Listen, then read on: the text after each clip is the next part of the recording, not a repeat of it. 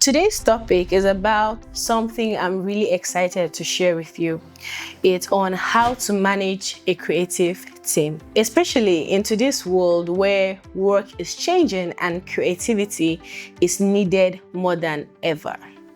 If you've got designers, writers, photographers, videographers, video editors, content creators, this one is for you. Managing a creative team is different. They are not just following instructions, they are creating, they are thinking, they are expressing.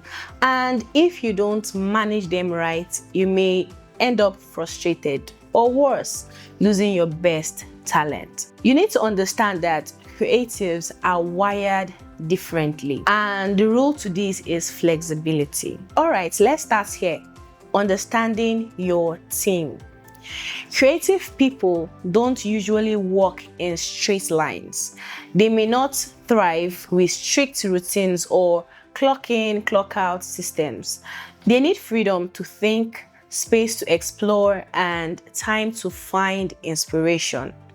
Now, I want to talk to employers and team leads who are still very fixed on traditional work styles. 9 to 5, must be in the office, must respond immediately, no flexible hours.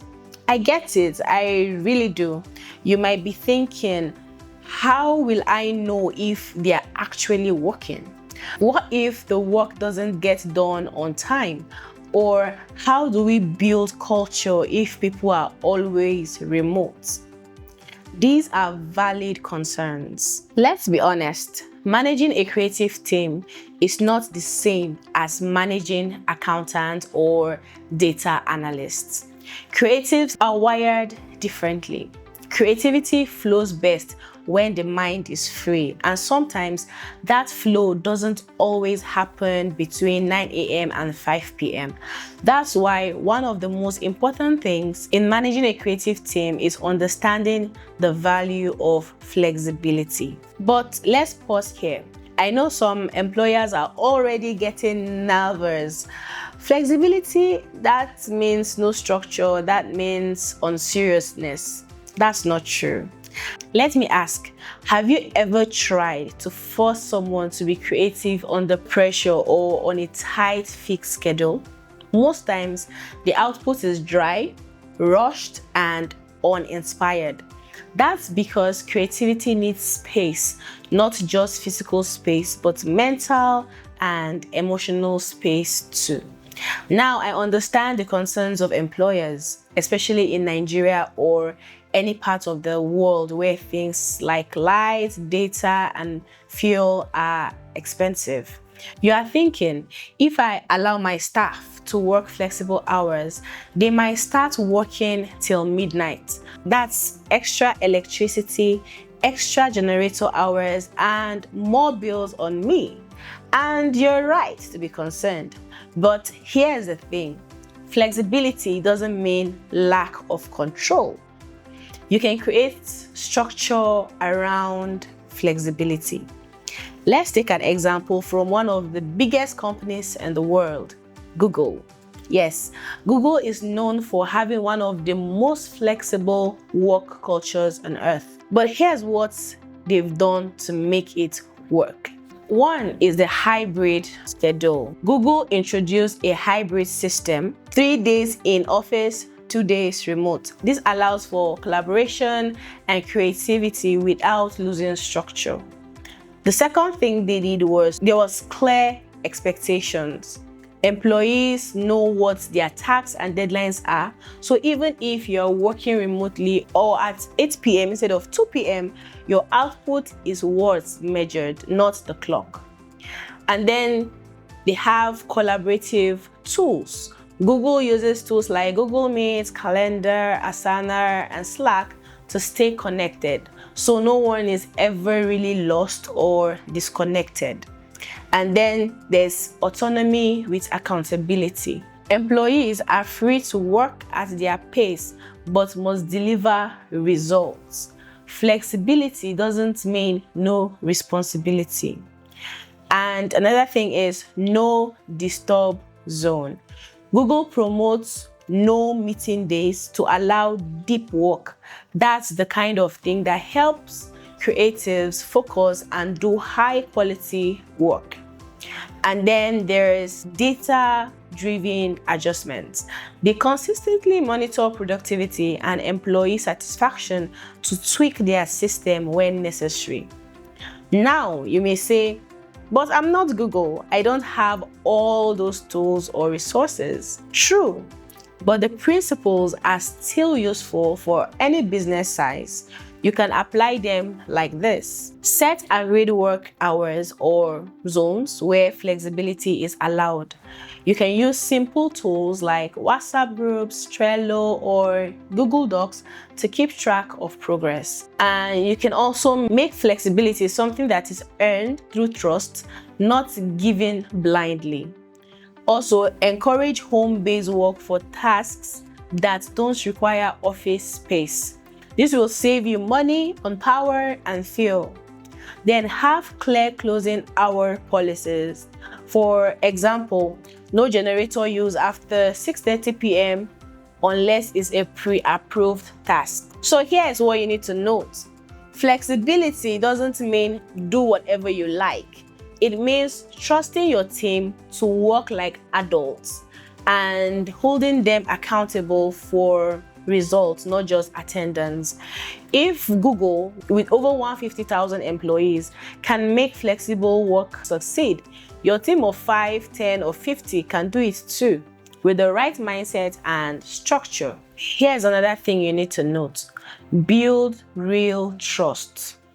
Do not micromanage. Micromanaging is the fastest way to kill motivation. No one wants to feel like they are being watched every second. Creatives especially need psychological safety, a fancy way of saying they need to feel like they won't be punished for thinking outside the box. So what should you do instead? Focus on results, not hours. Give clear direction, then step back. Be available when they need support, but don't hover.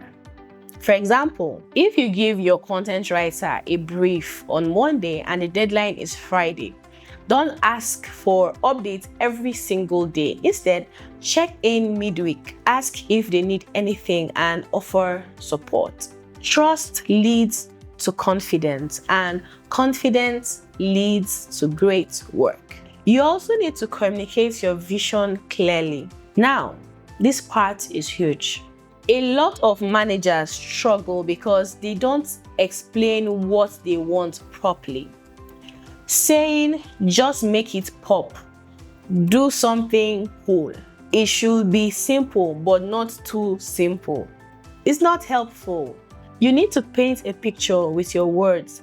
Tell them who is the audience, what's the goal of this project, what emotion do you want the viewer to feel?